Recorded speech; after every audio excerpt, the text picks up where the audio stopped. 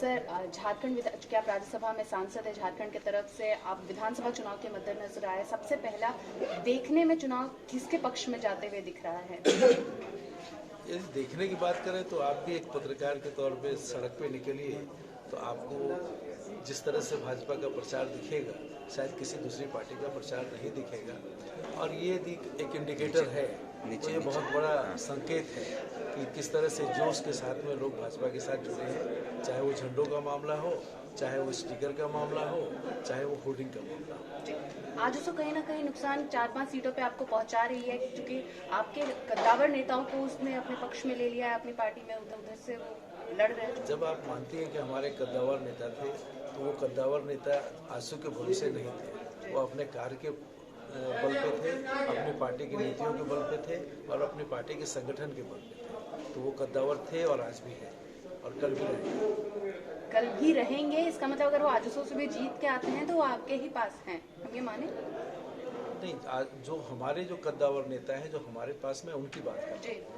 नहीं, जो आजसू से जीत के आएंगे पूर्व भारतीय जनता पार्टी के नेता, क्या वो हम समझे कि वो आजसू से ही जीत वो जीत के आएंगे, उसके बाद में क्या होगा हमारा ये कहना, भविष्य का कहना मुश्किल है, पहले तो जीत के आए तो। जी, एक बड़ा सवाल है।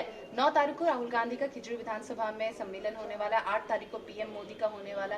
क्या लगता है कहीं ना कहीं राहुल गांधी के सम्मेलनों में की वजह से कोई झटका लगने वाला है भारतीय जनता पार्टी के चुनाव में, इस चुनाव में? देखिए, राहुल गांधी वर्सेस मोदी, ये तुलना करना ही लोगों ने बंद कर दिया है जी।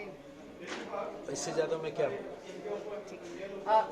प्याज रुला रही है सर, महंगाई रुला रही है, क्या लग रहा है इस चुनाव में विपक्ष इसको पूरे तरीके से इस मुद्दे को बना रही है? देखिए, आप ब्लेम कर रहे हो प्याज को, लेकिन हकीकत ये है कि प्याज नहीं रुला रही, ये मौसम रुला रहा है।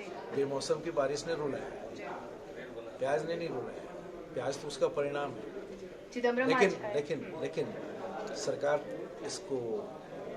इस समस्या से अवगत है और कई एक जहाज रास्ते में है, बहुत जल्दी कई एक जहाज भारतीय तट पे आ जाएंगे, तब मेरे ख्याल से प्याज की कीमत कम हो जाएगी। इस चुनाव में क्या था दूसरा सवाल?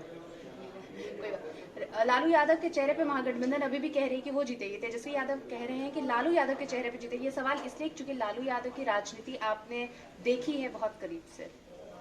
लालू यादव की राजनीति मैंने बहुत दिनों तक देखी है और कई बार उनका सुपड़ा साफ हो गया है। कभी भी उन्होंने बोला है क्या कि हम हारेंगे?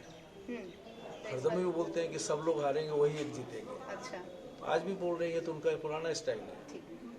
चिदम्बरम आए, बहुत सारे सवाल आपके ऊपर दागे, बेरोजगारी से लेकर, अशिक्षा से लेकर, गरीबी से लेकर। झारखंड अभी तक सबसे पिछड़ा है, 4थे नंबर पे बेरोजगारी में आ रहा है।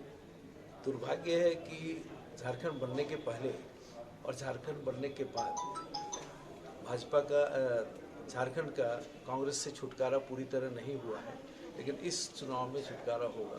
और इतने सालों में उन्होंने जिस तरह से भी बर्बादी हो सकती थी यहाँ की, तुष्टीकरण की, हर तरह से उन्होंने इस राज्य को बर्बाद। एक आखिरी सवाल सर, 3 टर्म रहा आपके हाथ में, बाबूलाल मरांडी हो, अर्जुन मुंडा हो, अब रघुवर दास हो। शुरुआती 2 टर्म में आपके साथ थी झामुमो, उस वक्त उसका रीजन क्या था साथ रखने का? अब क्या रीजन हो गया कि वो आपसे अलग हो गए, तो वो लूट खसोट की राजनीति करने लगे हैं? क्योंकि आप राज्यसभा सांसद है, डेप्थ ऑफ फील्ड आप बहुत बेहतर तरीके से बता सकते हैं। देखिए, बेसिक प्रश्न ये है कि वो हमारे साथ थे।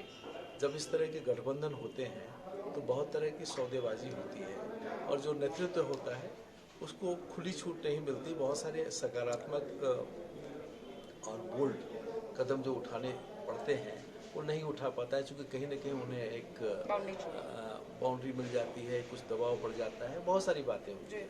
तो इस कारण से अब तक हम पिछड़े रहे। क्या कारण है कि अब तक हमने कभी नहीं सोचा कि इस राज्य के 40% लोगों के घरों में बिजली नहीं है।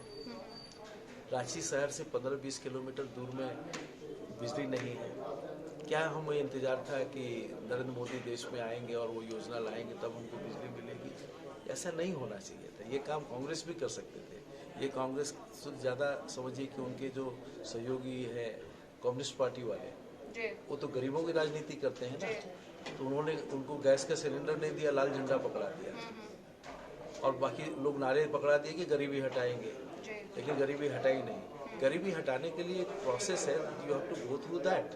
तो उसके लिए मान लीजिए हमने एक गैस सिलेंडर दिया और झारखंड ऐसा राज्य जिसने 2-2 गैस सिलेंडर दिए, ये गरीबी हटाने का तरीका है। वो जो महिला दिन भर लकड़ी और ईंधन के जुगाड़ में रहती थी, वो महिला कुछ काम करेगी, कमाएगी, तो उसकी उस परिवार की आमदनी अच्छी होगी, तो उसमें शिक्षा, स्वास्थ्य, हर तरह से इम्प्रूवमेंट आएगा।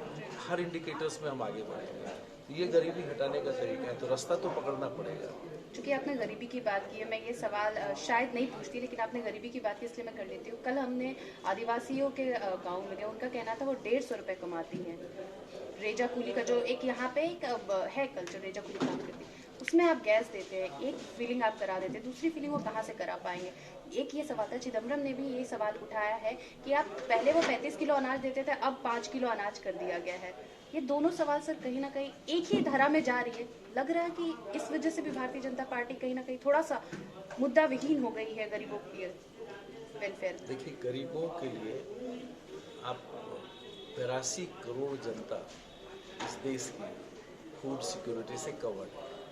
82 करोड़ आउट ऑफ 126 करोड़, ये कोई छोटी मोटी संख्या नहीं है, किसी न किसी तरह उनको दी जा रही है। और आज के दिन में हर ब्लॉक पे, हर छोटे छोटे गांव में भी एक फंड की व्यवस्था की गई है।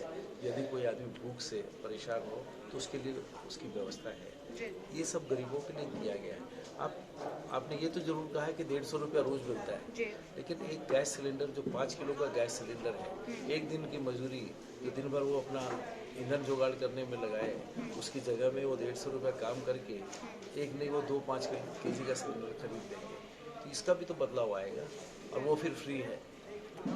आयुष्मान योजना, पहले वो बीमारी के कारण घर बार जो कुछ था सब बेच देते थे, एक सिंगल बीमारी परिवार में होती थी तो सब कुछ बिक जाता था, अब वो बच गए। तो अब उससे जो फायदा हो रहा है, तो ये आप देख रहे हैं ना, इनके सारे परिणाम पिछले अगले नेक्स्ट 2-3 सालों के अंदर में दिखने शुरू हो जाएंगे। ये हमारे साथ थे राज्यसभा सांसद महेश पोद्दार, जिन्होंने साफ तौर पे कहा है कि अगले 3 सालों में आपको झारखंड में बदलाव देखने को मिलेगा। जो यहाँ के आदिवासियों को जो उज्ज्वला योजना के तहत जोड़ा गया है, आयुष्मान के तहत जोड़ा गया है, इसका बदलाव अगले 3 सालों में आपको देखने को मिलेगा। इंतजार हमें भी है इस बदलाव का, उम्मीद है इंतजार आप हमारे साथ इस बदलाव को करेंगे। बने रहे आप सिटी पोस्ट में। सिटी पोस्ट हर खबर आप तक जरूर पहुँचाएगा, खासतौर पर झारखंड विधानसभा।